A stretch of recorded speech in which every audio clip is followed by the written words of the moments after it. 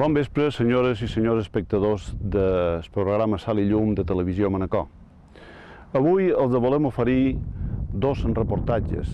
El primer d'ells és un reportatge sobre la fundació de la parròquia de Son Cervera, de l'Església Vella d'Artà, que enguany ha celebrat el 250 aniversari de la seva benedicció. En segon lloc, vos oferirem un reportatge sobre l'ermita d'Artà, que enguany es compleix el 200 aniversari també de la seva fundació. Vegem, idò, aquests reportatges que serà el contingut del programa d'avui.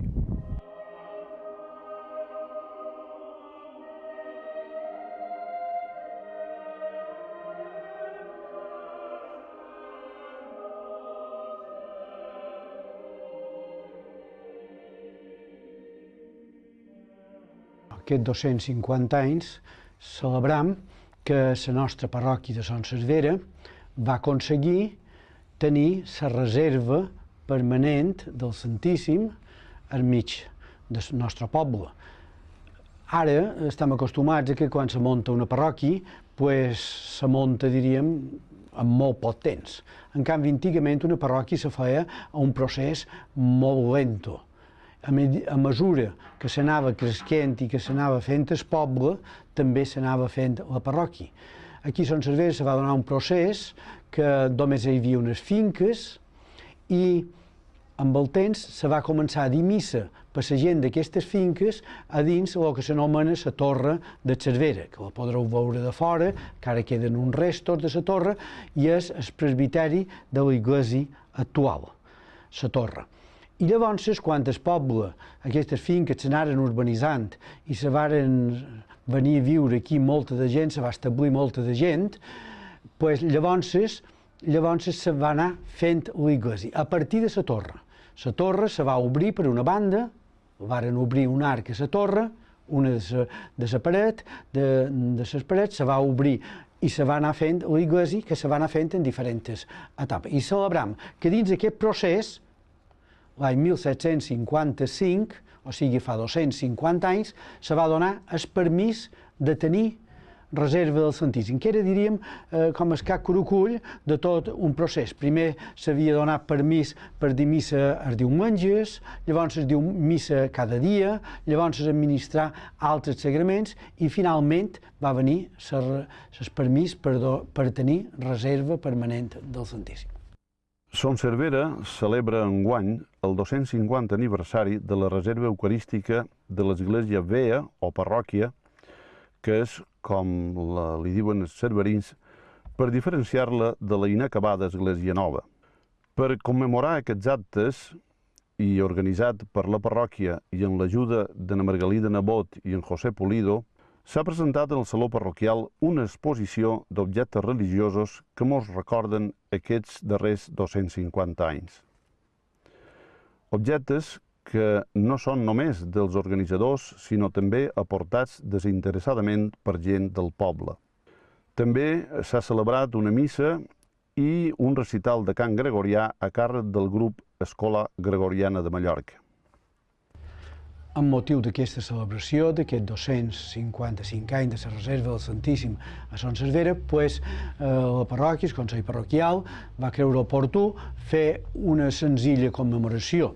La gent parla que fa 50 anys, quan feia 200 anys, se va fer ja unes celebracions i varen quedar inclús dues cançons com a record d'aquelles celebracions. Enguany també hem volgut fer una commemoració, si voleu, senzilla, va consistir en una missa que hi va haver diumenge passat, el va presidir en Rafael Humbert, que havia estat precisament rector també d'aquí de Son Cervera, i ell, com a actual vicari general, va presidir la concelebració aquesta.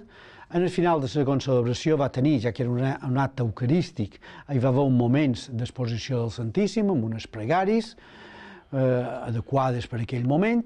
Després hi va haver un concert de cant gregorià, ja que era una festa religiosa, se va fer aquest concert de cant gregorià, aquesta escola gregoriana de Mallorca, que per cert va agradar molt i ho va fer molt bé, i llavors vàrem tenir també l'oportunitat de fer dins aquest salonet aquesta senzilla exposició que veureu. Són records, són objectes que evoquen temps enrere de la nostra parròquia. Són records i demostren que la parròquia no és una cosa d'un dia, sinó que és una cosa llarga, una cosa que té arrels molt enrere, i això és el que hem volgut recordar. La història del temple se remunta fins als mateixos orígens de la vila quan era un llogaret d'Artà.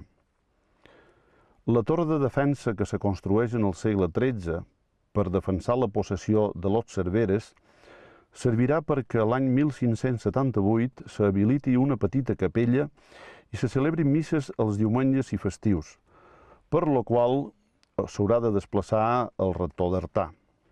És en 1685 quan el bisbat concedeix permís perquè es celebri missa diàriament, amb l'inconvenient de que la consagració no podrà realitzar-se i tindrà que seguir fent-ho a l'església d'Artà. Mentrestant, se van fent reformes i ampliant la capella, que en un principi estava dedicada a Santa Llucia. Després passaria a la invocació de Nostra Senyora del Roser i actualment a la de Sant Joan Bautista. Quan s'intenta una cosa així, una commemoració històrica com aquesta, penso que el més important és que la gent prengui consciència de que la parròquia és una cosa de tots i és una cosa que té moltes arrels, que és una cosa molt antiga, que és una cosa que té, que està aferrada molt endins a dins la gent i dins el nostre poble, i ara esperam que d'aquesta celebració n'hi hagi un poc de més vivència eucarística, diríem, per tots els qui se considerin cristians en aquest moment que vivim. En 1755 se li dona permís per poder disposar de la reserva del Santíssim i així s'obté la independència total d'Artà, passant Son Cervera a tenir església pròpia on poder celebrar els seus actes litúrgics. Els anys següents s'acaben les obres d'ampliació, quedant l'edifici en la distribució actual. En 1820 se convertirà en un improvisat cementeri després de que la pesta bubònica va arrasar a la població. No serà fins al 1 de juliol de 1913 quan se constitueixi com a parròquia, passant a tenir rector titular. Don Joan Rubí Fluixà serà el primer que va exercir com a tal. Jo crec que és molt difícil. La vivència, diríem, més antiga, pel que un sap i pel que un hi arriba, era una vivència, diria jo, molt més aferrada, diríem, a totes les coses estrictament de l'Església. I ara, per ventura, tenim un horitzó més ample del que ha de ser la vida cristiana. Això seria. Llavors, crec que també el fet que no hi hagués medis de comunicació, que el poble era una cosa molt tancada damunt ell mateix, l'any litúrgic marcava molt, venia una corema i la gent estava molt marcada, les celebracions, diríem, de l'Església arribaven en el carrer, cosa que avui no arriben, més que qualque manifestació. Per tant, hi ha una gran diferència entre la fe de llavors, la manera de viure la fe llavors i la manera de viure la fe avui en dia. Ha de ser una cosa molt més intensa, molt més personal, molt més viscuda de cada un de nosaltres, crec.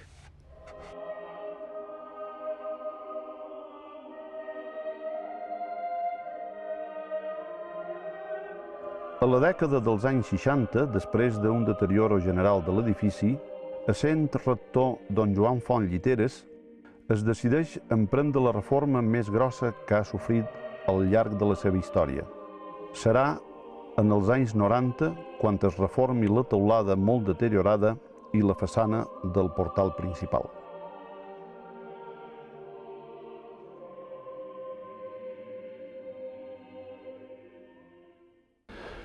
Enguany s'ha celebrat el 200 aniversari de l'erecció de l'ermita d'Artà.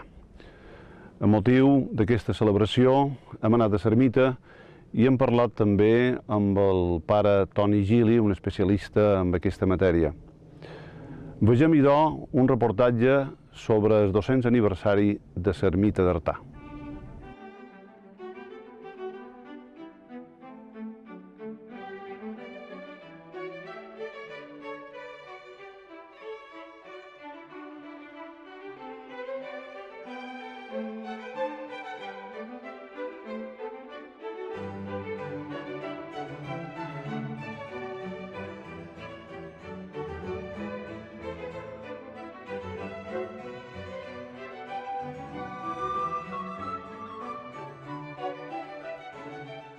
Ja l'eremitisme a Mallorca és molt antic, ja arran de la conquesta, en el segle XIII, ja en acoretes, que deien llavors persones que vivien aïllades completament, que això és l'anacoretisme. I entre ells sobresurt i és com a considerat el germà major, en Ramon Llull, perquè també sabem que va dur vida eremítica en el Puig de Randa i també a Miramat de Valldemossa. Aquest eremitisme primitiu se va anar a poc reestructurant en petits cenobis, o sigui ja una vida reunida, una vida d'un qui donava ordres, diríem, i altres que obeïen per ser conduïts a la intenció que ells duen de conviure el cristianisme sublimat amb unes circumstàncies molt concretes de la seva vida, a base de pregària intensa i també de treball.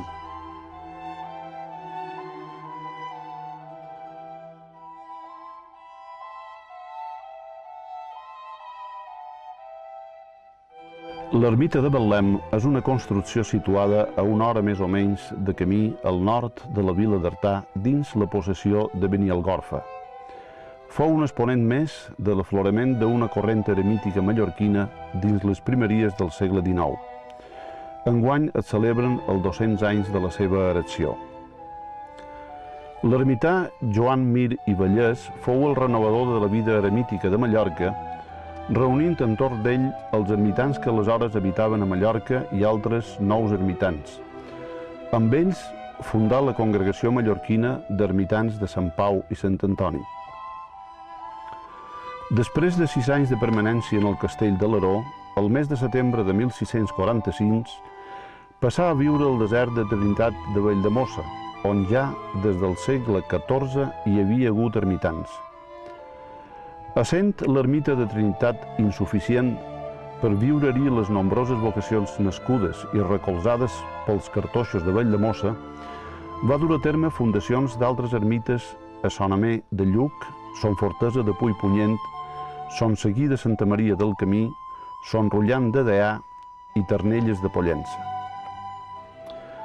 La instauració de l'ermita d'Artà obeeix al desig que tenien alguns ermitans de tenir més contínua soledat, torbada en part per les ininterrompudes mendicitats.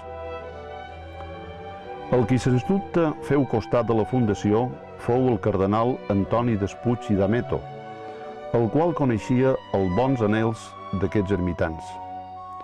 Un dia de final de desembre de 1804, visità l'ermita de Trinitat de Valldemossa.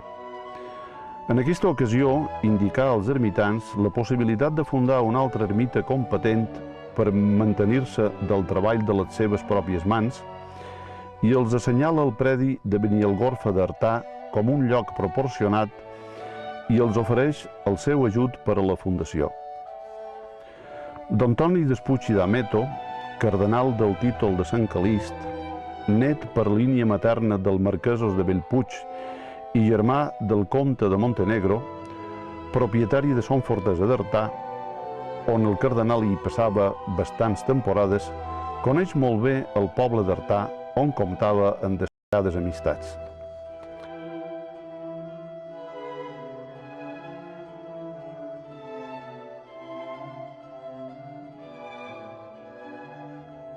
I de la societat d'aquell temps, sobretot ara que la miram un poc enrere, pareix que tot era bo, que tot era lluminós.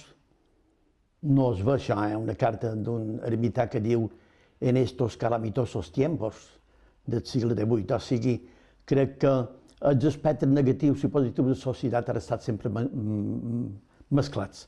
Però es veu que la societat d'aquell temps mos pareix a nosaltres ara, en els ulls crítics actuals, i situar-nos en aquella època que la gent havia fet com una pasta, com una massa de conceptes, diríem, ideològics, religiosos, i en les coordenades sociològiques d'aquell temps.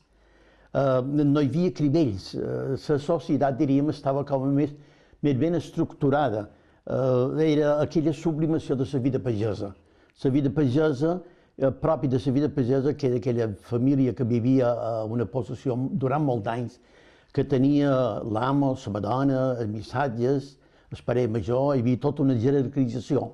Aquella vida també estava imbuïda, volguem o no volguem, i en general, en línies generals, per l'esperit cristià. Era una sublimació, diríem, de la vida cristiana en aquell temps. Per tant, no és estrany que alguns membres d'aquesta societat, la mateixa Església, en el segle XVIII, té una abundància de vocacions extraordinàries, de tal forma que perquè s'estructura també aquesta gent pagesa, l'agricultura, diríem, mallorquina. Per tant, se funden també esglésies i oratoris rurals. Per què? Perquè hi ha molta gent a les possessions i perquè també hi ha molt de sacerdots. I així una mà rentava l'altra, i totes dues la cara. Aposta, hi havia aquesta presència de molt de capellans i no és estrany que també hi hagués molt de membres de les seves famílies, que moltes d'elles eren numeroses, que també s'apuntassin a ser ermitans en aquesta congregació que és netament mallorquina. Jo sempre dic que la congregació d'ermitans de Sant Pau i Sant Antoni de Mallorca és una flor estrictament mallorquina. No existeix amb aquestes ordes pròpies seves, amb aquesta constitució pròpia seva, no existeix a altre lloc del món.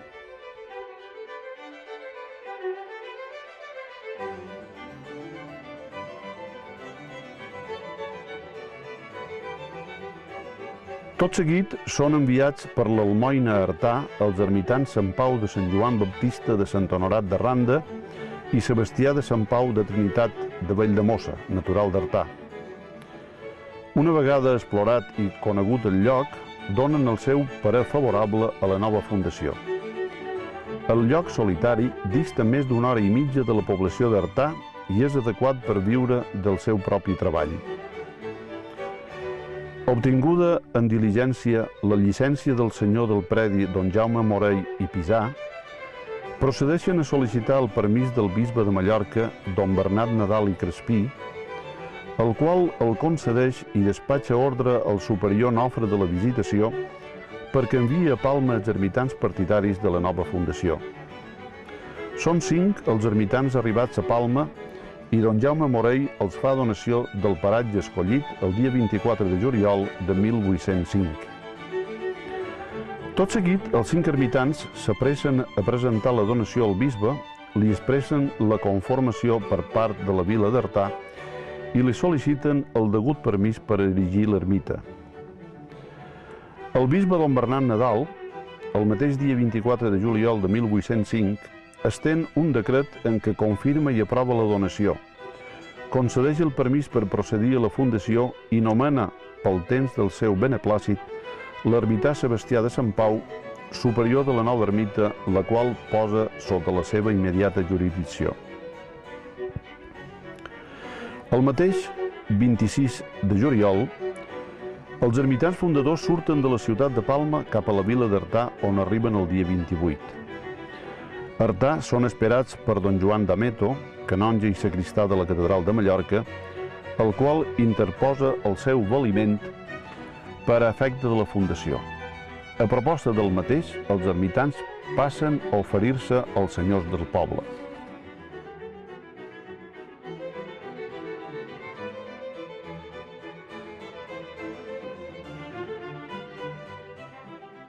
Artà, que era una vila de Mallorca, també se pot veure encara amb més insistència en el que acabo de dir anteriorment.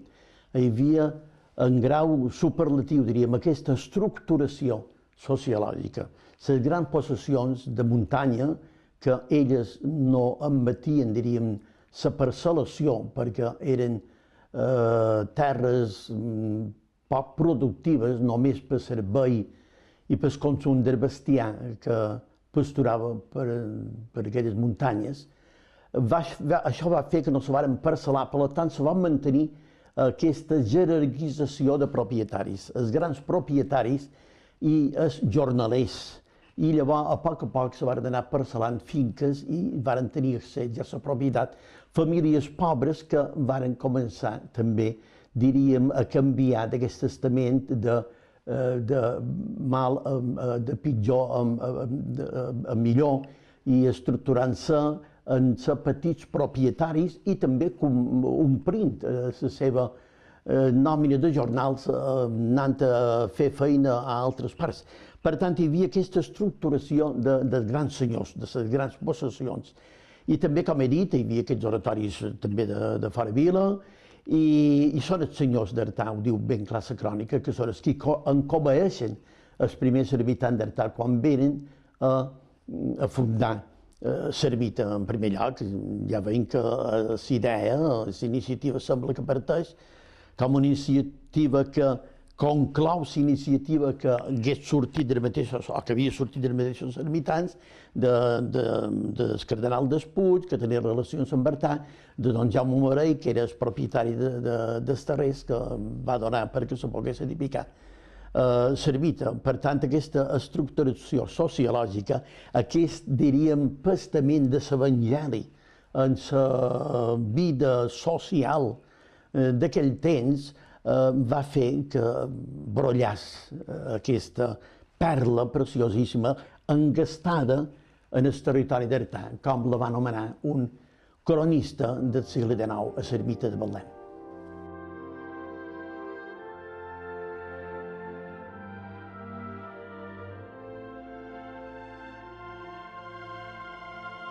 Passada la nit a Artà, al capvespre del dia següent, 29 de juliol, els ermitans fundadors parteixen cap a Benialgorfa, acompanyats per don Joan d'Ameto, els seus dos germans don Francesc, marquès de Bellpuig, i don Marià i alguns sacerdots d'Artà.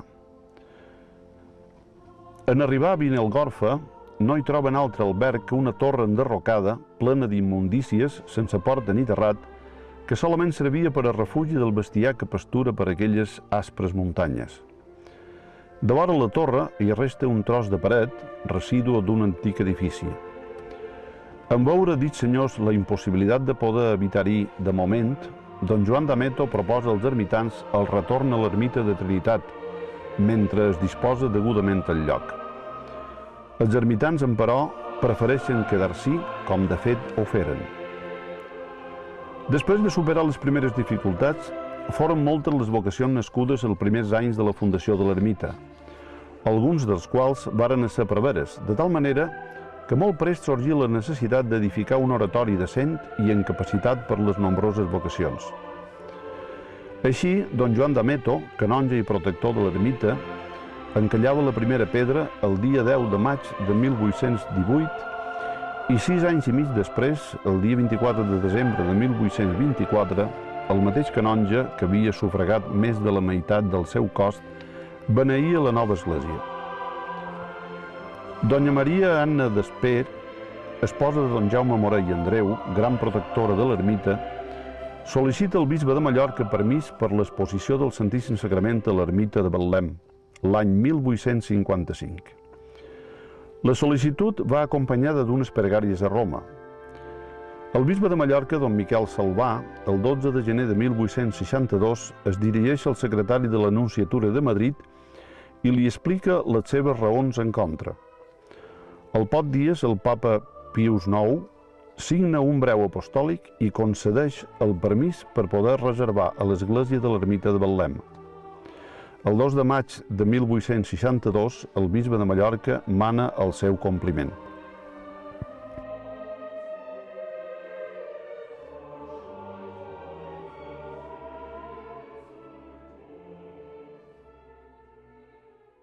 Sí, l'eremitisme congregat, estructurat, a Mallorca comença entorn de la figura de Joan Mir i Vallès, que era un ermità natural de l'Aró, que va fer vida eremítica alguns anys en el castell de l'Aró i llavors se trasllada a Valldemossa.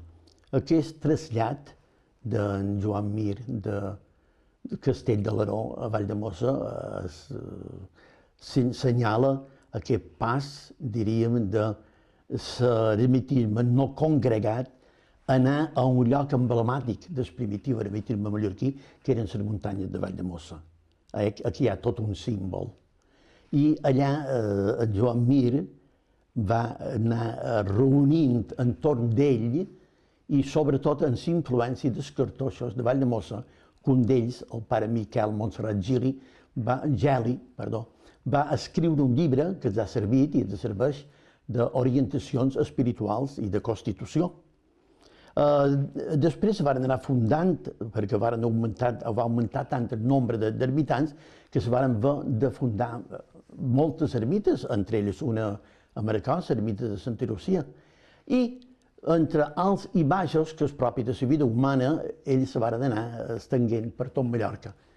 Llavors, ja a final del segle XVIII, sembla que just hi ha unes 3 ermites a Mallorca, que és Valldemossa, Sant Honorat i també una ermita de Sant Seguí de Santa Maria del Camí. I és en l'existència d'aquestes 3 ermites quan se té l'idea de muntar, construir, edificar l'ermita de Betlem, que va ser com un resultat d'una certa modernització, en el sentit bo de la paraula, de la vida eremítica de Mallorca. Perquè, com sabem, les ermites antigues, totes elles vivien única i exclusivament de la capta que feien en els distints pobles de Mallorca.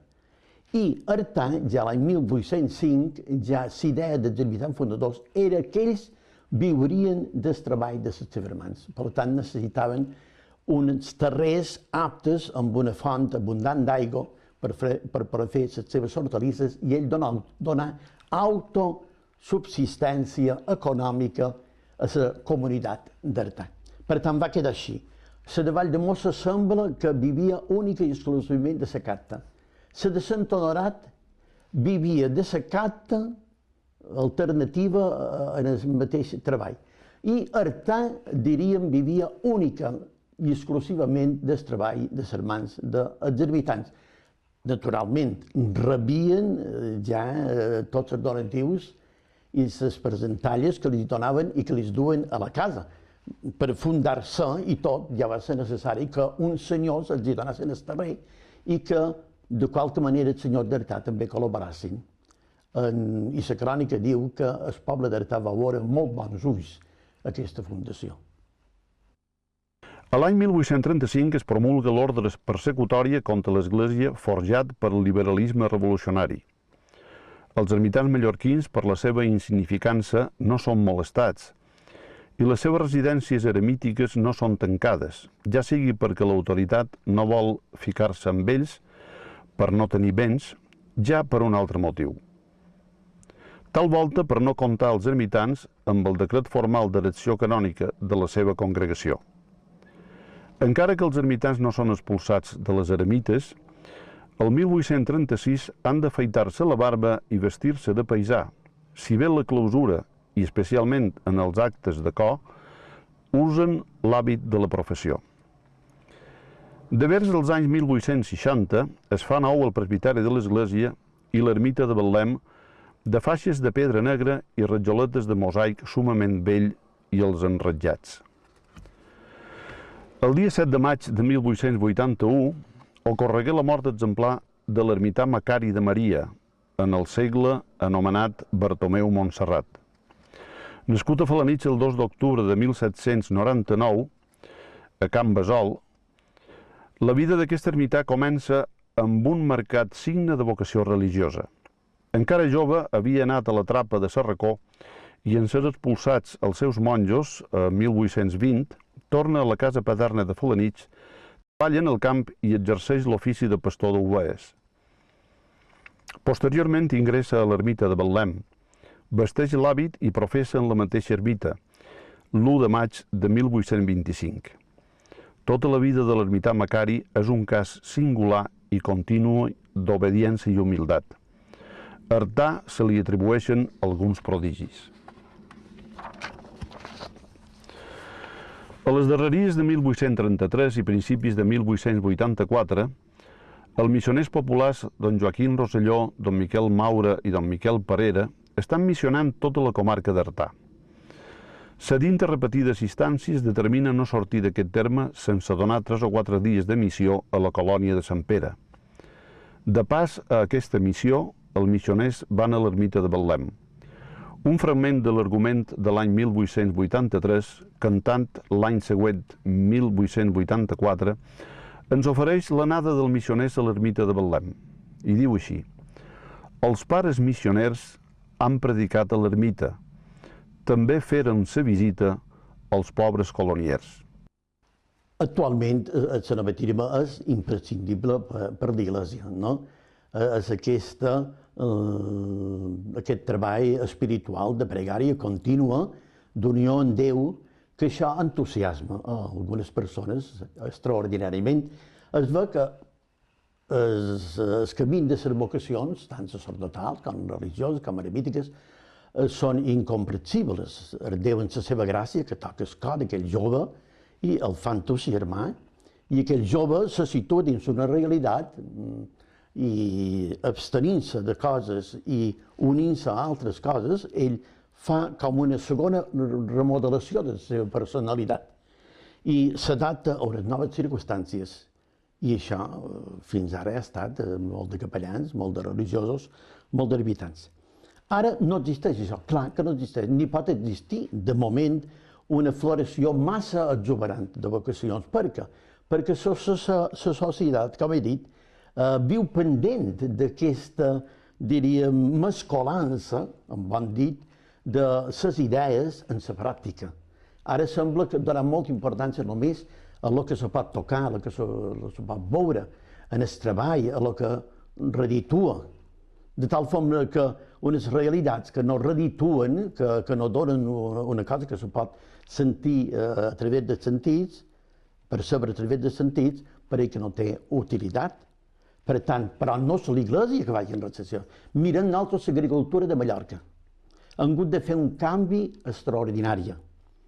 L'Església també ha hagut de fer un canvi extraordinari perquè la societat ha canviat i l'Església també haurà de canviar i va canviant. I diríem, el pagament de l'Església, la minva de nombre d'eclesiàstics, de vocacions i de cristians actius, dirien, també va unit en la camada, però d'una forma dràstica, de l'agricultura mallorquina. Aquelles famílies de 500 anys de vida agrícola, que han pegat cosa serada, i a totes les eines, com no han de pegar cosa serada als seus fills i als seus nets, dona tot això unes circumstàncies noves i fa que l'Església ha de trobar aquestes noves circumstàncies i les ha de fer seves i ella s'ha de saber ficar com el llevat dins la massa de farina, com diu l'Evangeli. No esperem una Església massa numerosa, però sí que hi haurà una Església més autèntica, més reduïda i amb manco participants, però que complirà exactament la voluntat de Jesucrist, que és llum i sal de la terra i que és aquest llevat que no se vol externament, però que va tovant i va fermentant tota la massa de farina, que per l'Església és tot el món. A l'any 1848, el vicari general Josep Amengual Parvera nomena director i visitador dels ermitans residents a Mallorca don Marià Ribes de Pina. És el primer intent de reunir totes les ermites sota un mateix visitador perquè formin totes elles un sol cos. A la majoria dels ermitans d'Artà no agrada la unió de les ermites mallorquines i bastant membres de la comunitat eremítica de Betlem surten d'ella per ingressar ja a distints convents, ja altrapencs, fora de Mallorca. Alguns ja abans de la unió i altres posteriorment.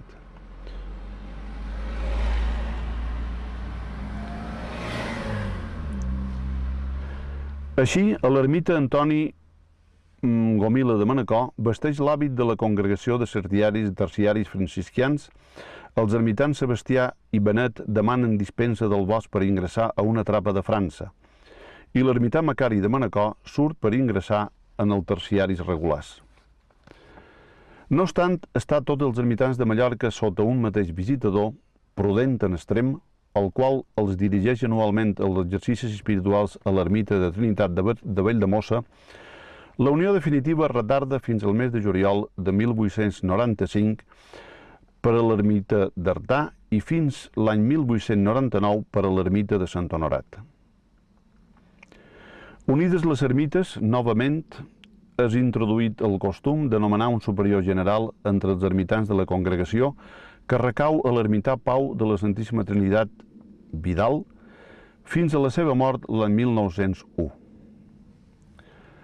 La finca de l'ermita amplia la seva extensió l'any 1906 amb 6 quarterades i l'any 1935 amb una partida de terra o muntanya situada entre l'hort de l'ermita i la finca denominada Can Capellà, propietat de l'ermita.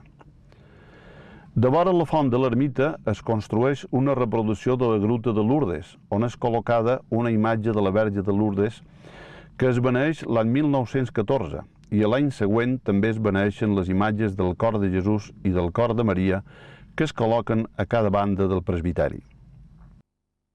El futur de celibatisme ja el veig en el sentit que he dit ja abans.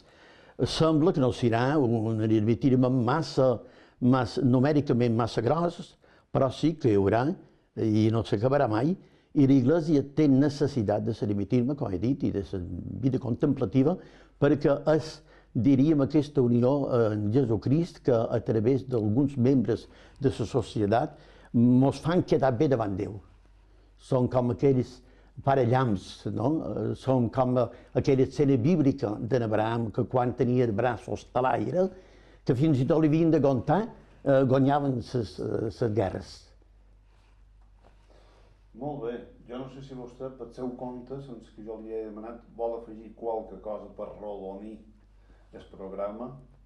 Jo li deixo la càmera a la seva disposició. M'agradaria que aquestes 4 paraules meves hagin servit per entusiasmar-vos i valorar la gran riquesa artística, històrica, espiritual de Mallorca i fer-nos conscients del moment històric que estem vivint, perquè nosaltres donem també aquesta dimensió bàsica, fonamental a la nostra vida. No siguem com les fulles dels arbres que el vent les gira, sinó que tinguem unes arrels ben col·locades just a l'ull de la font.